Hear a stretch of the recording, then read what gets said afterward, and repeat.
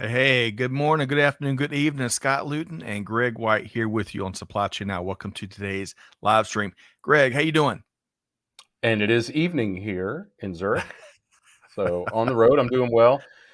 I'm sorry we're a little late, folks. We've had some technical challenges.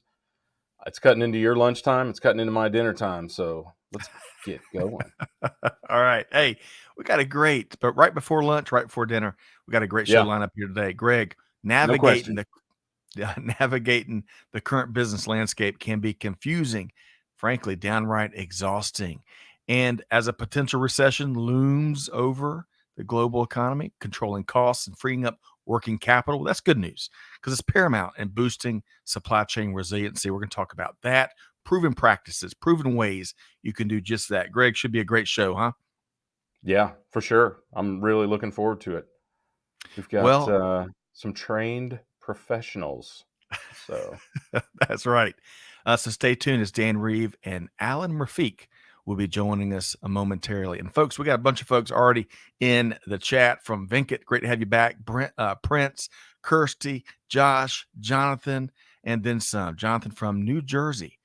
Great to see you, Jonathan. Well, folks, we're going to save, since we're late, we're going to jump right in, right? We're going to jump right in. And I want to welcome in and we're going to check. Hey, Murphy's Law is alive and well in global remote programming. We're going to check this out. right.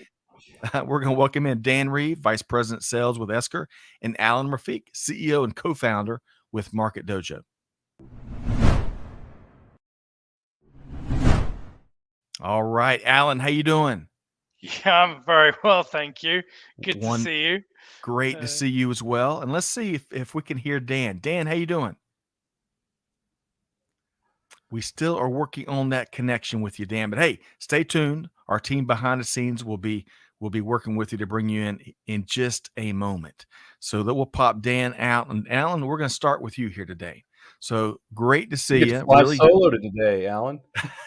Yeah, am I the trained professional? I'm not sure. Yes, you Might are. need to I might need to call a friend.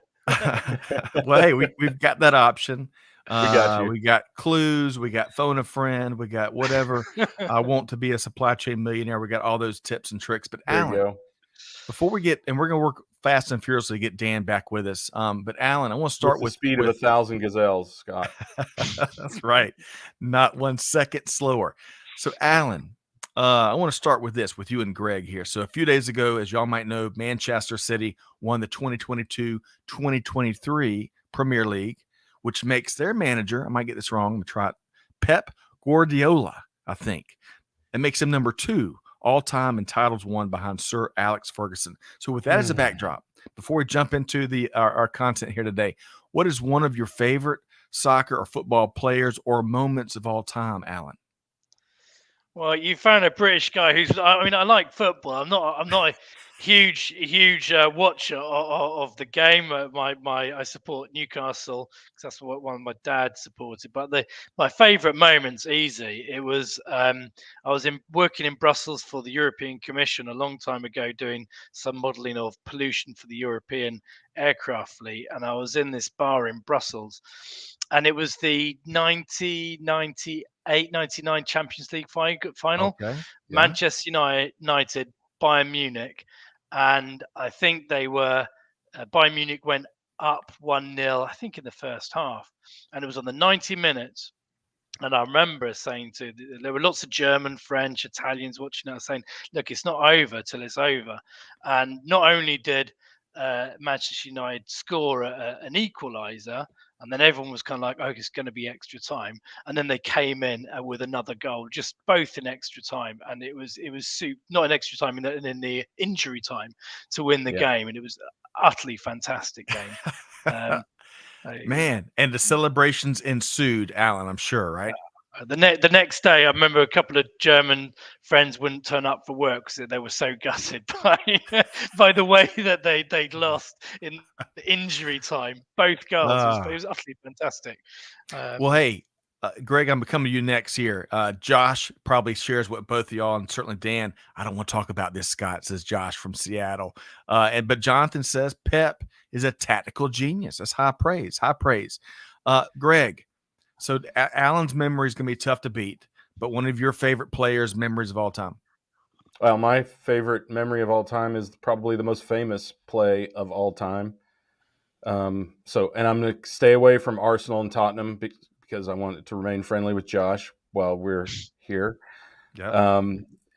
But it's Mano de Dios, the Hand of God play with Diego Maradona. So of course, Argentina won. Good enough for me. We don't need to rehash the past. Let's just put it that way. So speaking of, I got to share, and I'm not sure. I'm sure if Catherine, Amanda, or Chantel can share who this is. But this LinkedIn user says that was one horrible night of football that I watched. So I'm guessing they got they're in Germany, right? Yeah. Must be. All right. So, folks, we're getting some news that there's some updates across the social platforms that may be interfering. We're working fast and furiously to get Dan back because we got a great conversation teed up. So I think it's going to help lots of business leaders. And Alan and Greg, that's where we want to dive in. All right. I'm sure we could we could have Supply Chain Sports Center over the next hour, but we got some big topics we want to get into. So, Dan, this is your first time here at Supply Chain now. And Alan. as we I'm sorry, Alan. Alan, thank you. I could be Dan if you want. That would be dangerous. Yeah, it's going to be treacherous for the next couple minutes. Yeah, man. So Alan. So you're new to Supply Chain now. Dan has been a repeat guest, been with us countless times. He'll be back by proper demand shortly. But Alan, you started your career as a procurement practitioner. Try to say that 5 times fast in 1999 with Rolls-Royce. And founded Market Dojo in 2010, which has provided critical market intel to thousands and thousands. So, Alan, it's got to be pretty rewarding to look back on that journey, and especially with what's to come, right? Yeah, absolutely. I mean, my background's an aeronautical engineer. I started work from Bristol. I went to work for Rolls-Royce as an engineer, and then fell into procurement. And I think that's a common story about people falling into procurement. One of the buyers for one of the assembly shops. And since then, I've done a lot of different things in my career, from consultancy to sales, marketing. I sold engineering simulation software, so fluid dynamics simulation software across Europe. And he ended up at a boutique consultancy selling what you might know as managed reverse auctions. And it was there that myself and a few friends, we came up with the idea to develop an easy to use pay-as-you-go online solution called Market Dojo. And since then, we've broken the barriers around licensing models and procurement models on e-sourcing and supplier engagement. And now we're part of Esker to embrace the whole S2P journey. So yeah, it's been very exciting last 12, 14 years or so. Alan, that is now, Greg, I saw your eyes light up at the beginning of his response there. What do you know that we don't know, maybe? How many people have fallen into procurement and supply chain? I mean, there didn't used to be degrees for it. It was one of those sort of, hey, we have a problem in this area. You seem like somebody who could take it on. So it's a very common thing. And I think we need to think about that and continue to consider that as we try to evolve the practice going forward, because so many people didn't study for this. They got all of their training on the job. Excellent point. Excellent point. And one last follow-up to that, Alan, kind of relating to your background in the earliest part of your journey, is today is Aircraft Maintenance Technician Day, where we're celebrating all these the brilliant, extraordinary people that make special things happen to keep global supply chain fleets moving forward, and then some. Passenger aircraft, military planes. Greg, special day, huh? Intentional scheduling. Let's just go right. with that. Knowing that. And by the way, aeronautical engineering not only is very, very impressive, obviously, it has a huge impact, and it's a lot of fun. So where I went to school had a huge aeronautical engineering school, and I was not an engineer, but I had friends who were. Spent a little bit of time in the wind tunnel.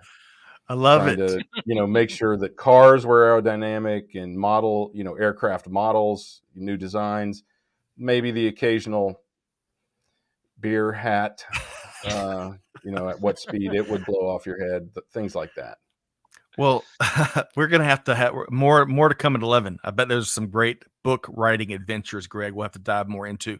But Alan, man, what a great career that led up to founding No Market doubt. Dojo, and I love transforming procurement on demand. So we're gonna learn more about Market Dojo shortly. But I want to start with this because Alan, you and your team are working with leaders around the globe, as we mentioned, providing that critical market intel to thousands, tens of thousands, you name it. I want to get a couple observations in terms of what some of the current priorities that you're seeing out there for business leaders, really regardless of the sector, Alan.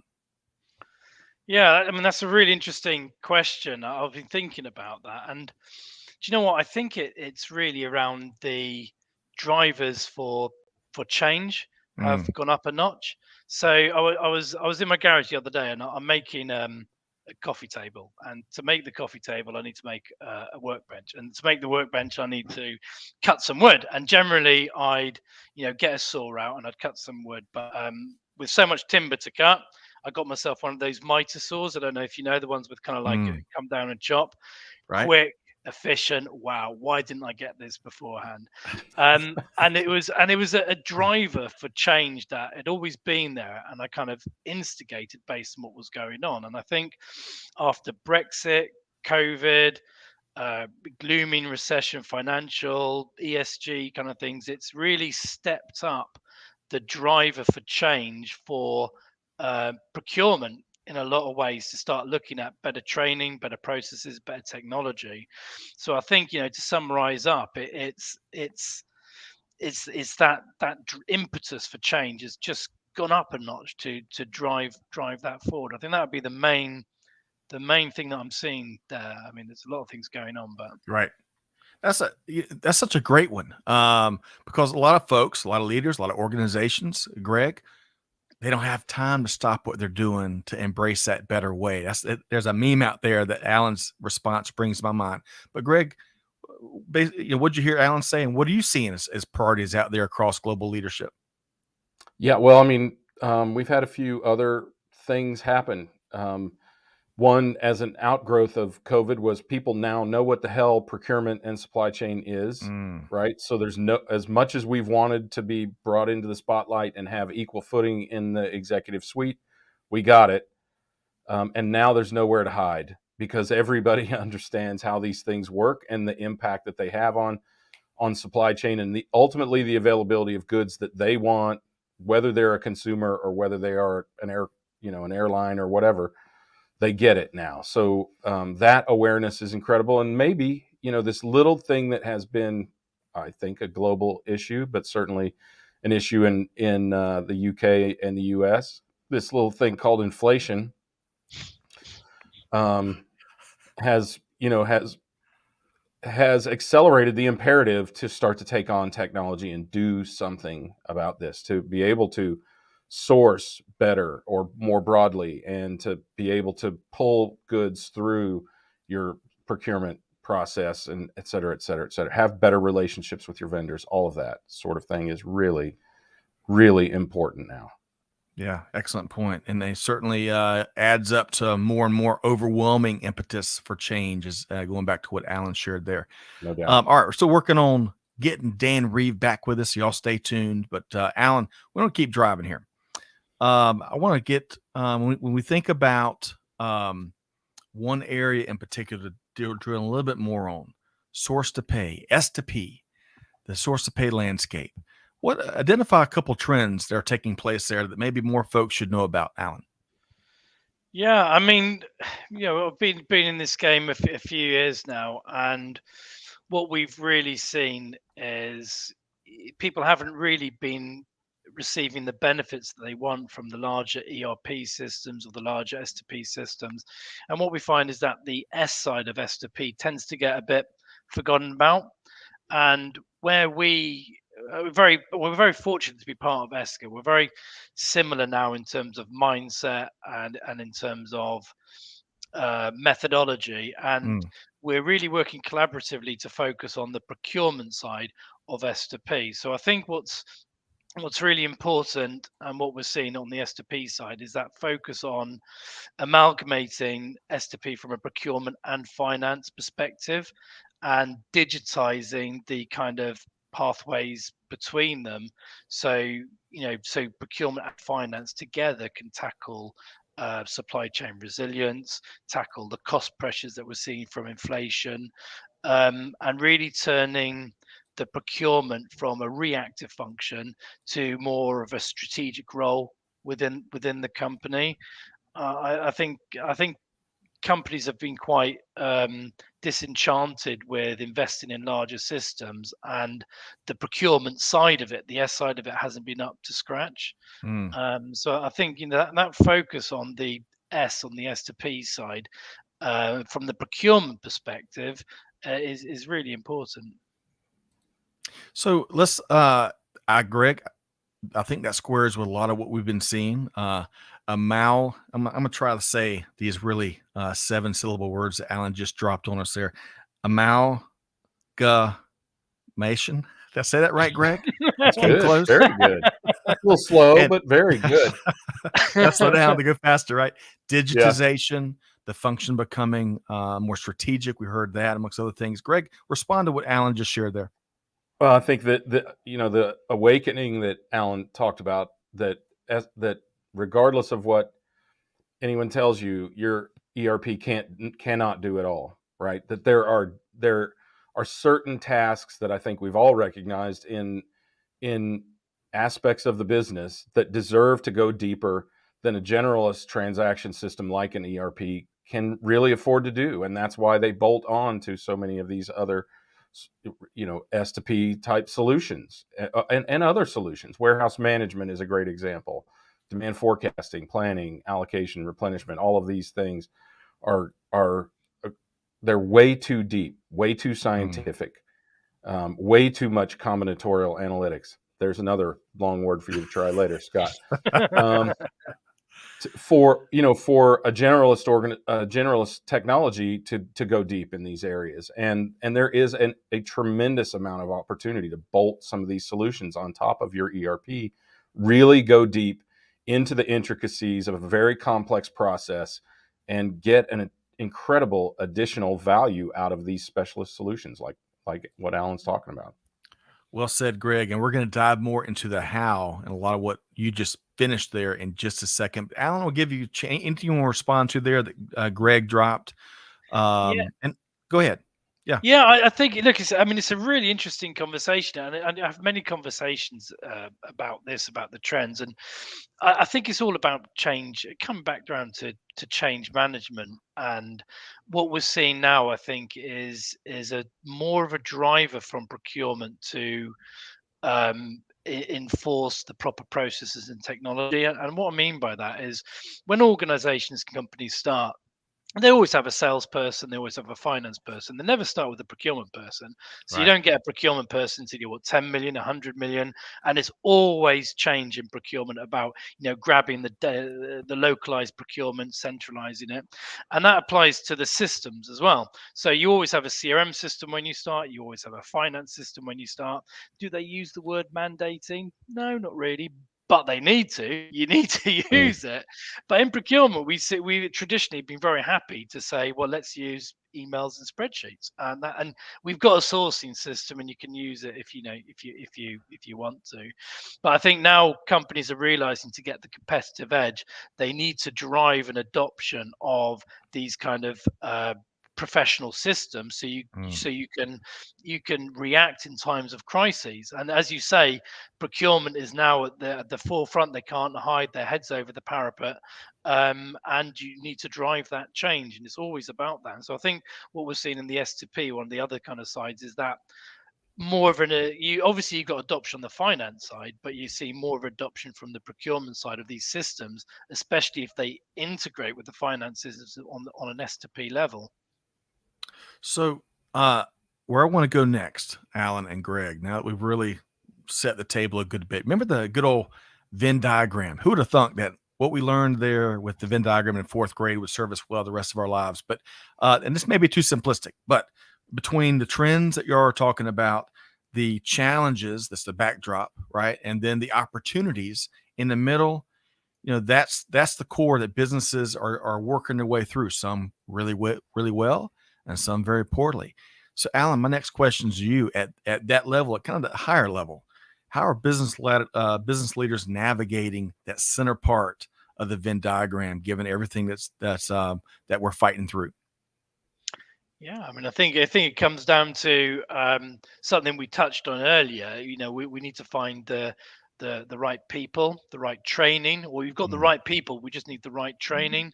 We need to look at the processes within procurement. We need to look at the technology that they use, and we look at to use that with respect to improving the business agility. Coming back around to supply chain resilience and inflationary pressures. You're going to be ahead of your competition if you can react more quickly. They're embracing better technology stacks and future proving them with best of breed systems. That's where I think that's at. Greg, your thoughts? Yeah, I think we have to acknowledge that times have changed, and the technology, or your approach to the process and the technology, has to change as well. I think as we acknowledge that so many people, first of all, the discussion that you started, Alun, with falling into procurement and then happily accepting spreadsheets and email, right? Or probably, if you fell in it long enough ago, a spreadsheet was an advancement back then, right? But that there are not these targeted solutions, or were not these targeted solutions for this business problem, it's still a drag on how people perceive the process, not just technology, but also the process, right? There's a lot of that. Well, if it ain't broke, don't fix it. What's wrong with the way we're doing it? This is the way we've always done it. All of my favorite words, Scott, as you know. A spreadsheet can be a solution. Silly, ridiculous things like that. And I think we have to acknowledge how much of a drag that has been on the advancement of the practice, and that the practice can be accelerated and accentuated and more, not just efficient, but more effective with technology out there. And I think more and more people are coming to that recognition. Sorry, that's a long way around to answering the question, right? But I think it's important to recognize why so many business leaders have had difficulty. As you said, so many companies are challenged, and to improve their practice or embrace technology or whatever. And I think that's the recognition that so many business leaders have had forced on them since COVID, and in the turbulent times that have been subsequent to that, right? Yep.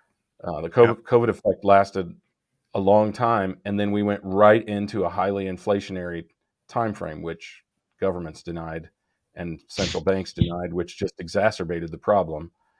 And then they had to slam the brakes on, which will unquestionably, I don't know about the UK, Alun, I don't follow it that closely, but it will unquestionably cause a recession here in the States. We have no idea, just like the economists have no idea how long or deep the recession will be, but it is already starting to slam the brakes on the economy.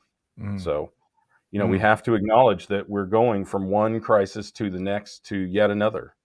And so, Alun, we've got to be aware of how to solve that for the long term, not just incrementally in this moment.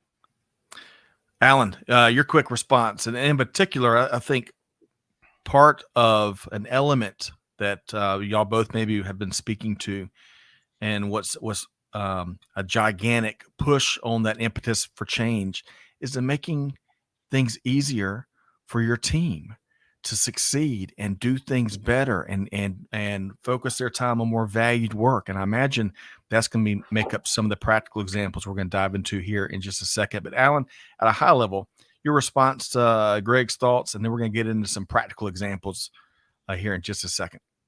Yeah, I mean, it is. I mean, we're in a very unique position in terms of we can help these issues that are being faced in the supply chain, and we're equally in a very interesting proposition that, for example, we, as part of our offering, people can run a reverse auction from us for £500 or $700 or so, which means that actually, if you want to negotiate cost down or you want to mitigate cost rises, you can use an auction to get really fast ROI from a particular activity, which is really important. So, and also getting the data, helps you address supply chain resilience. So, actually, the market that we're in is an opportunity for us Mm. to help.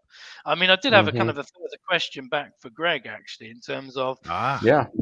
so it's like why do we think that the emails and spreadsheets are still really a number one tool? Now the as I mentioned, I think the driver for change has changed, and it's like pushing the change forward more rapidly. But there's still a lot of reluctance within procurement to truly embrace the tools they need, other than a kind of a carrot approach. Well, if you get success, try that more.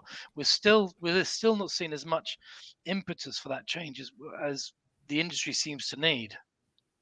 So that an excellent question, and I can tell you what I've seen from selling my own technologies or other people's technologies, or even see with helping guide companies that are in this space today, and that is the devil is better than the devil you don't know, Mm. right?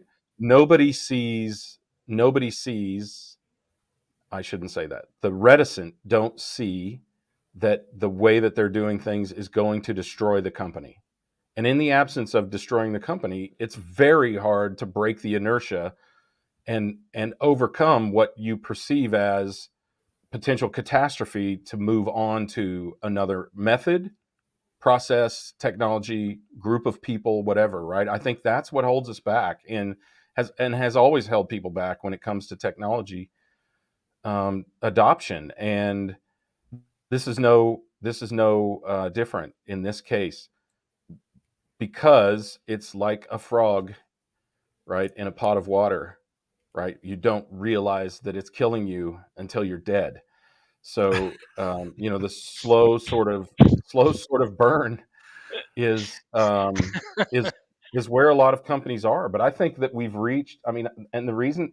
Let me augment the answer, even though you didn't ask this, Alan. But I think that the impetus that we keep talking about, it's still not, for a lot of people, it's still not compelling enough, and Mm. they are hoping for the good old days, right? That allows them to go back to the way that they've always done things without making a big transition. I really do think that people, I mean, who in their right mind would not hope for that, for us to not have the challenge of shifting gears or changing path dramatically in Mm. order to keep the business going. I think everybody wants that.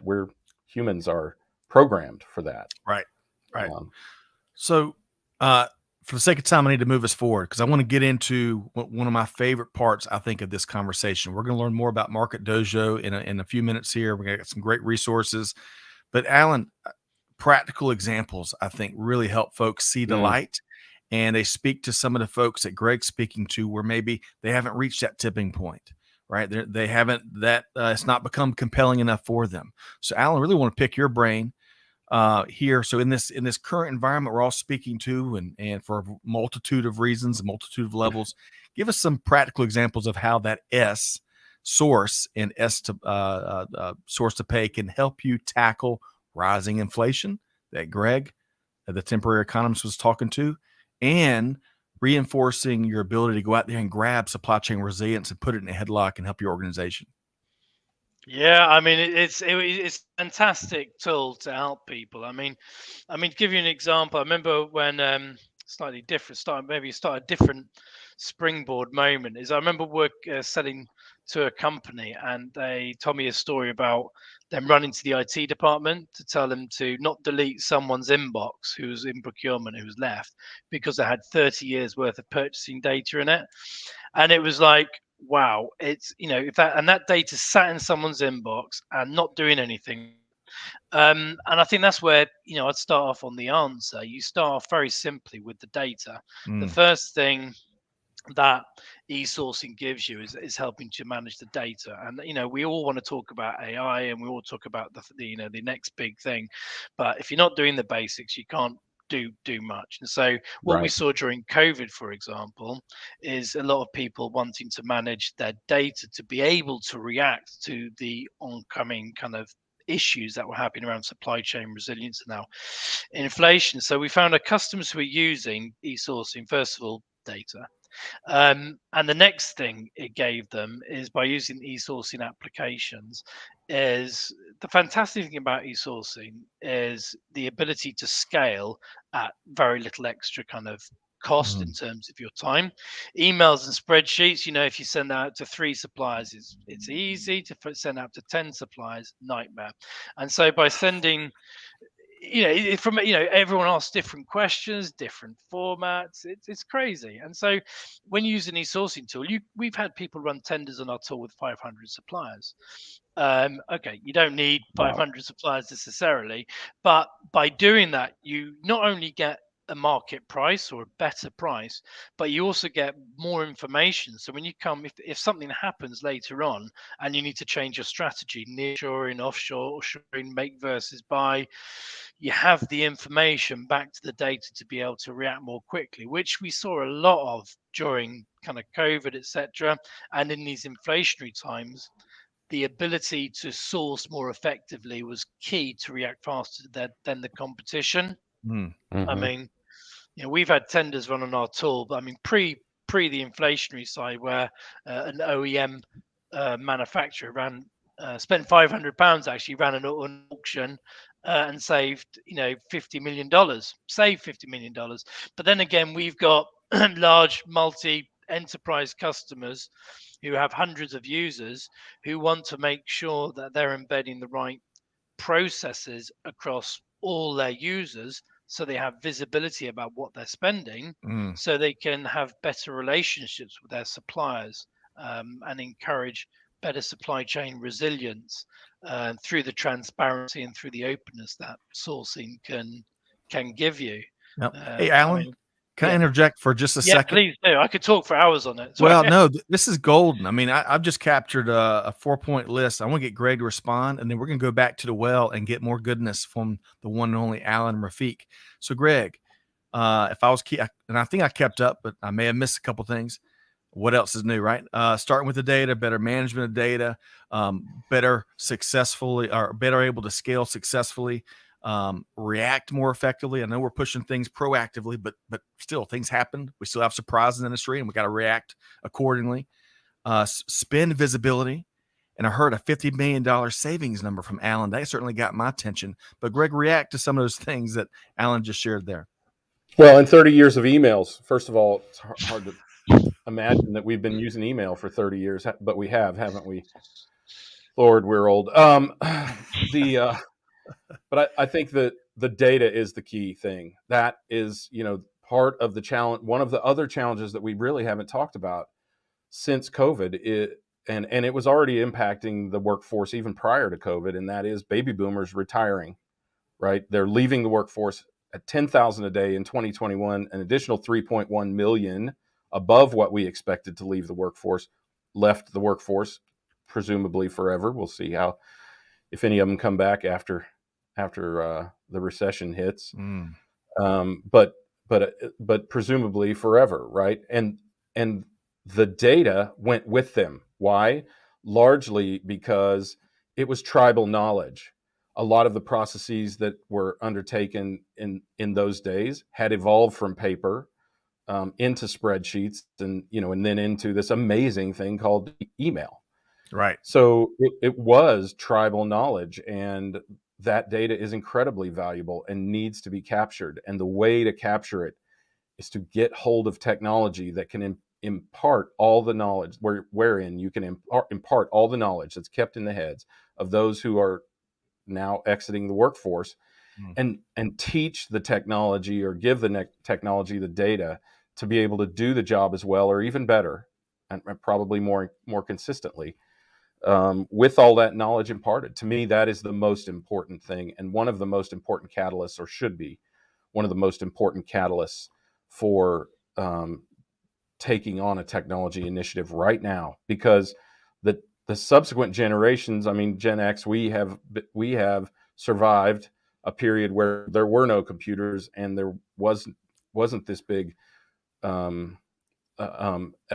abundance of data or the ability to process it. But we've also been spoiled by having experienced that entire transition and yearning for the day when exactly what we're talking about could happen. And then our children, right, millennials and Gen Zs, they were raised on technology, so they expect technology to do technology things.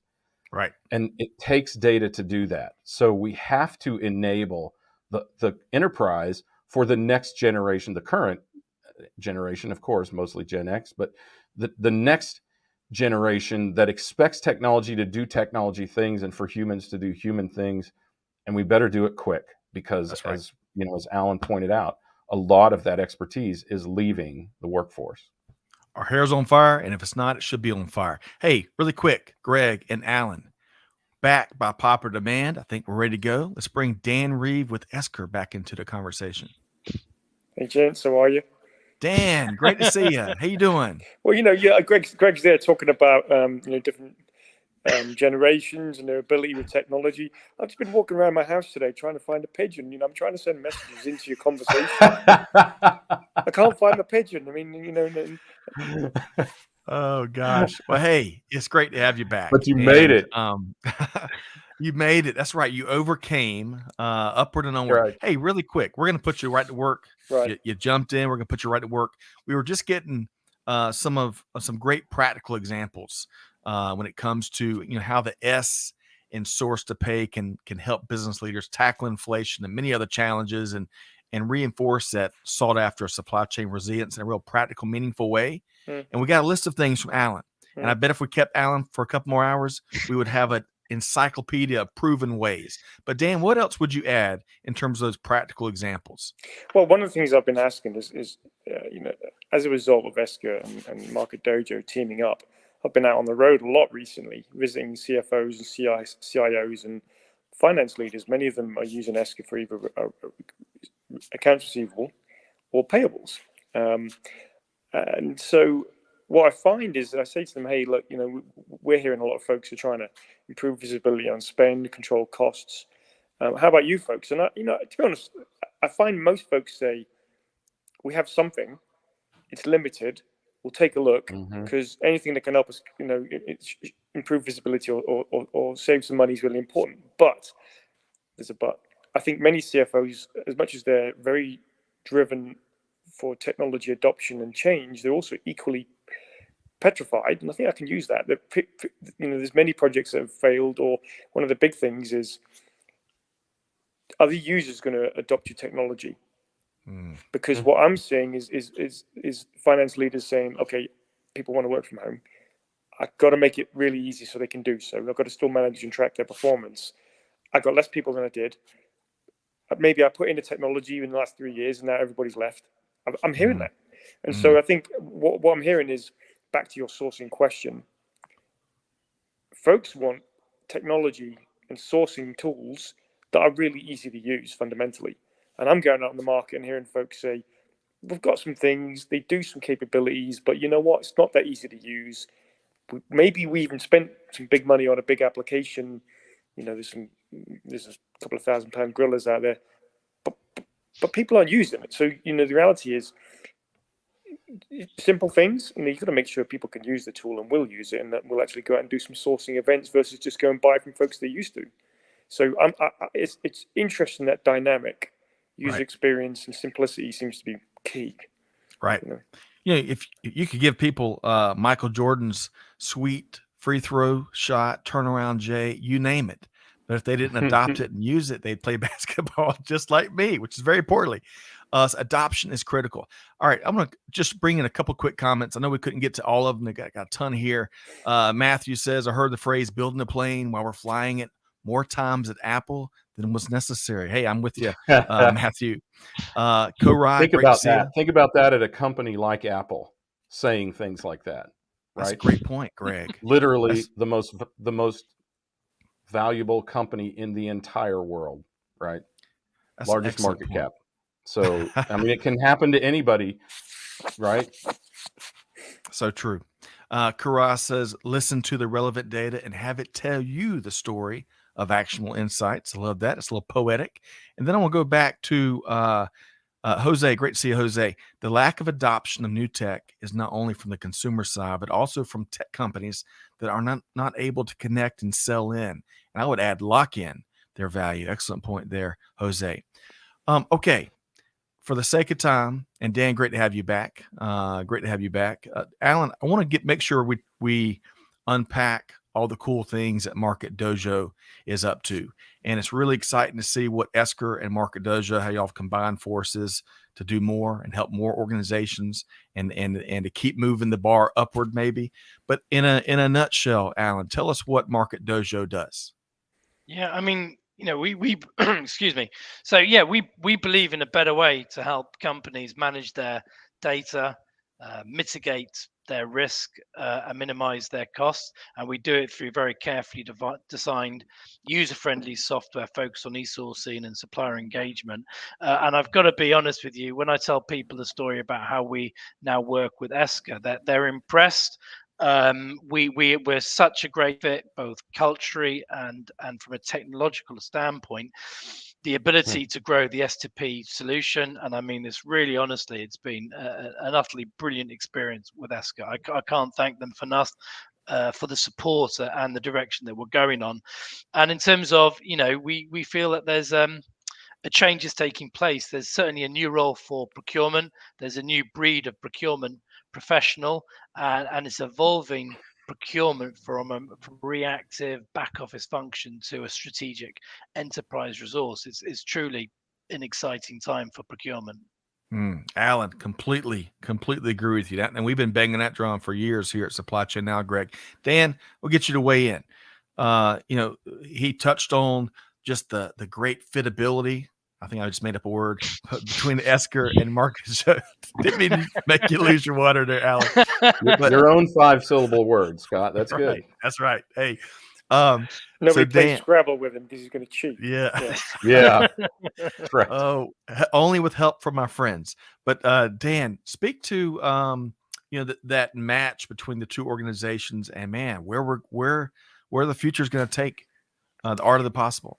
Well, I think that the match you describe is what's going on in the market, and I agree with Alan that both focusing payables, procurement, sourcing, many of those leaders want a more front and center opportunity to improve visibility, control, spend, mitigate risk for the organization. So now is a great time for them. And what we hear folks saying is, okay, look, we may need AP automation or we don't have it. We may need a bit of procurement. But increasingly now folks are saying, okay, well, now I need to join it all together. Can I have a sourcing event? And then once we've found a vendor, okay, I might want to create contracts and start trying to encourage people to cut down on that maverick spending and use that particular vendor. No, but we want it all combined. So if I take the time to do the due diligence, to find a vendor, to do a sourcing exercise, great. Does that data and that insight now feed into my procure to pay software? So that my folks, again, I've got to get them to change. So I've got to make it easy. They don't want to be jumping from 3 different systems: sourcing, procurement, accounts payable. You know what I mean? I think folks are saying, make it easy, make it holistic. And I would agree that some of the procurement folks I've spoken to, when I say, hey, what caught your interest? And they'll say, well, look, we're kind of tactical right now, and I want to drive us. People will say, well, my objective is for us to bring more value, bring more insights. When my elevator pitch, when people ask what we do, is I say, look, we free up supply chain staff, procurement staff, folks in sourcing. They're going to be rock stars. People are like, what does that mean? I'm like, well, the reality is they don't want to be doing the mundane. Yeah. If you leave them doing mundane and data entry or manual boring processes, and you don't free them up to go and do other things, they're not going to stay anyway. And it's hard to get people. And that's going to get harder when you look at our population demographic trend.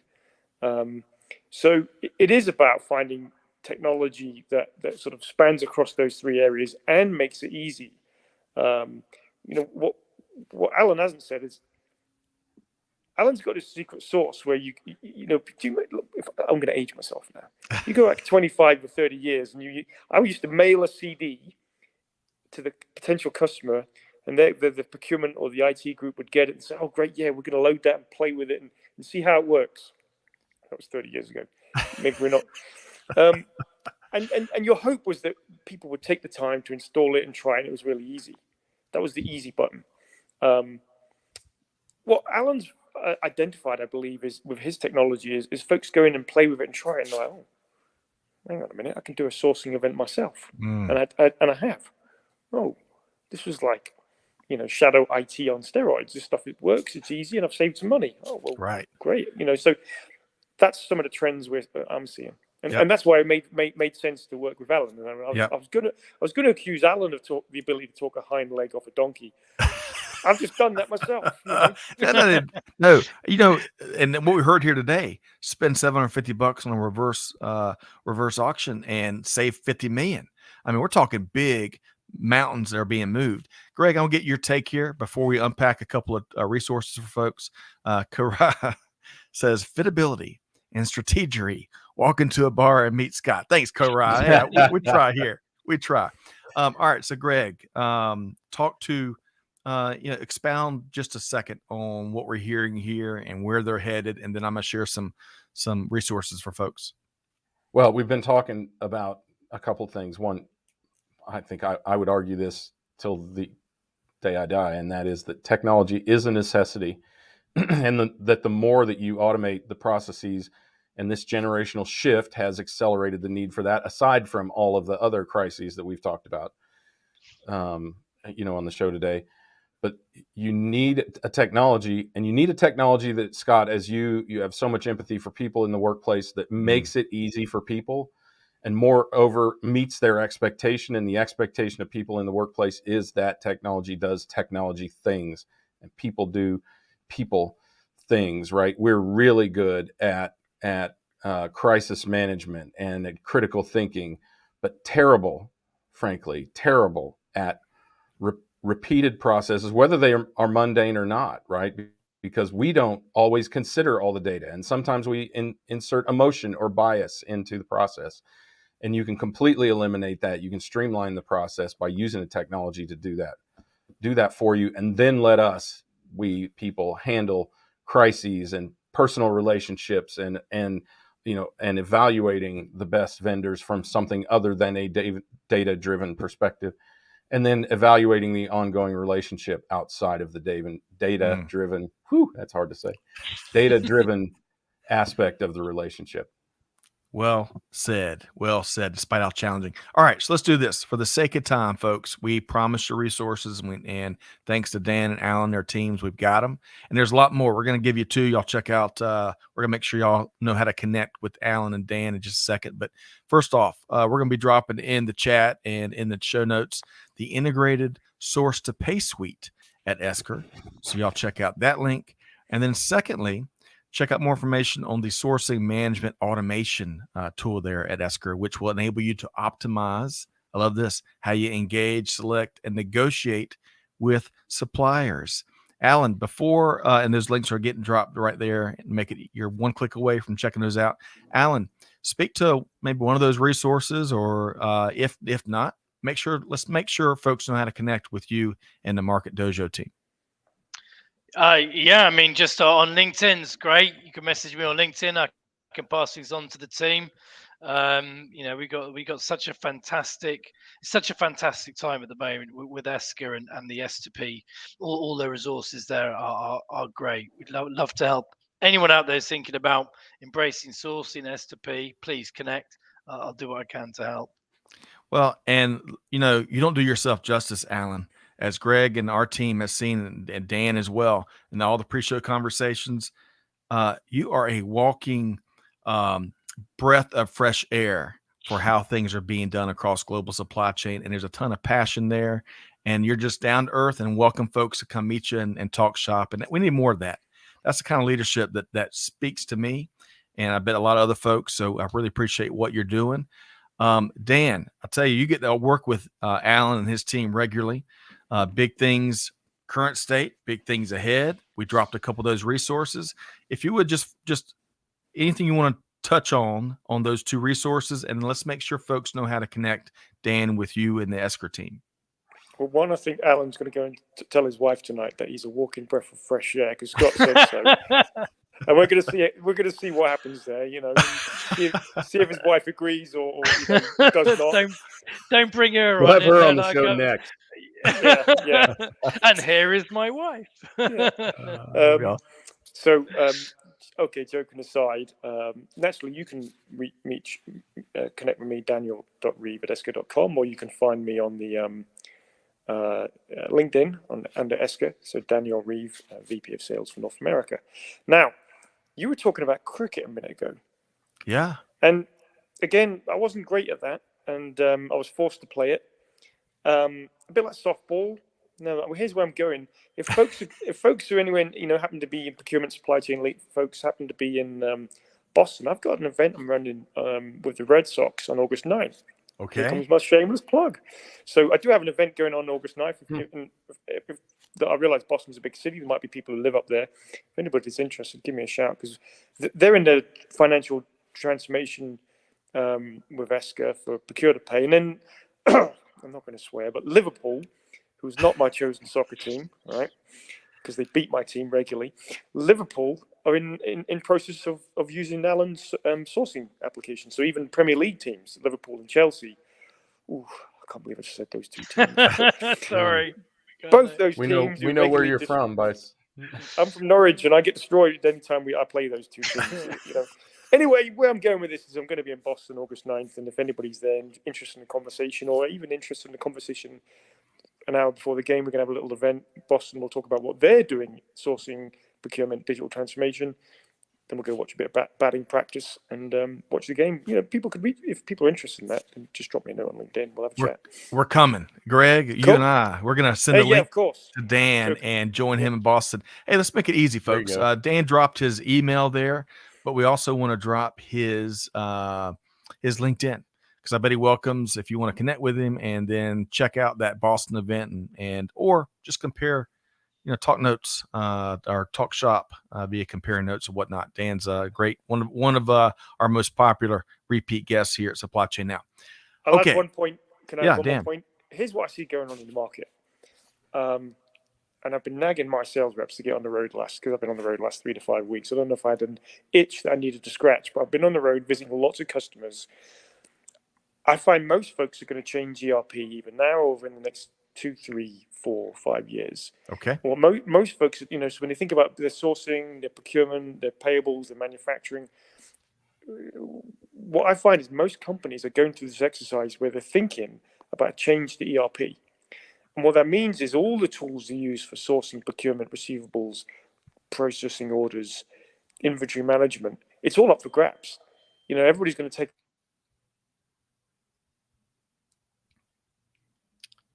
And we might have lost Dan. we might have lost Dan. I knew we were going to try to pack too much in because there's so much goodness here.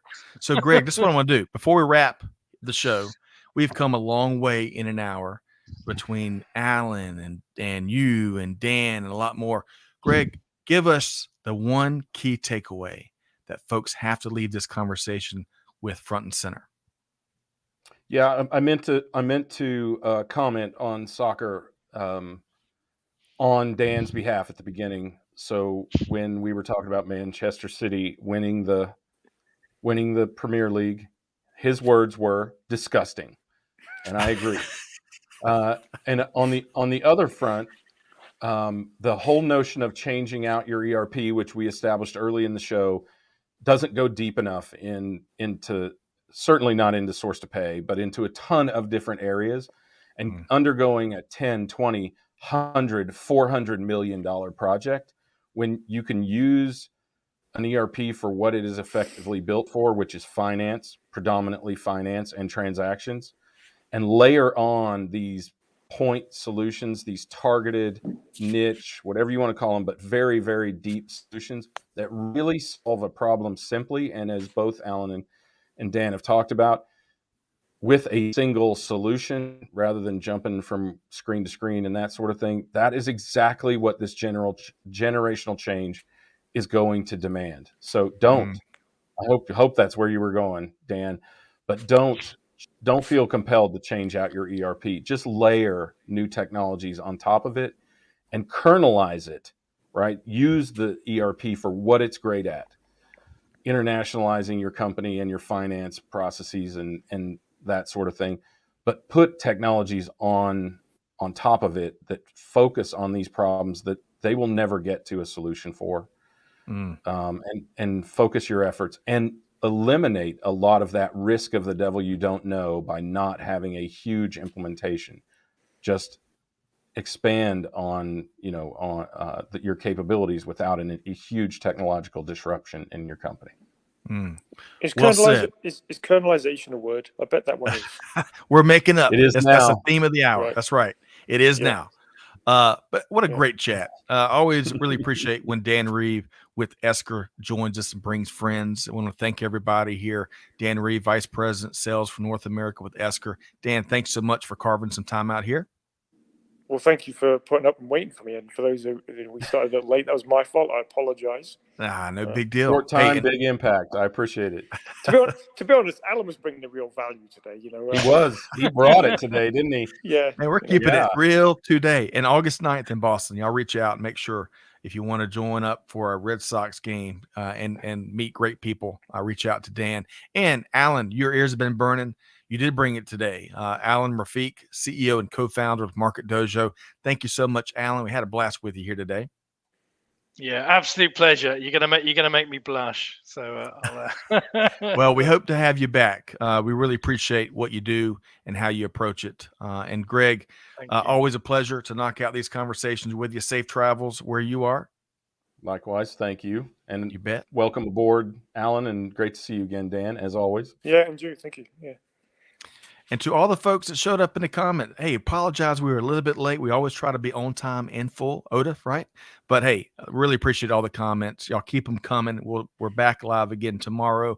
And most importantly, take some of this brilliance you heard from Dan, Alan, and Greg, put it into action, right? Deeds, not words. And on that note, for all of our friends here at Supply Chain Now, Scott Luton challenging you to do good, to give forward, and to be the change. We'll see you next time right back here at Supply Chain Now. Thanks, everybody. Ja, sehr gut.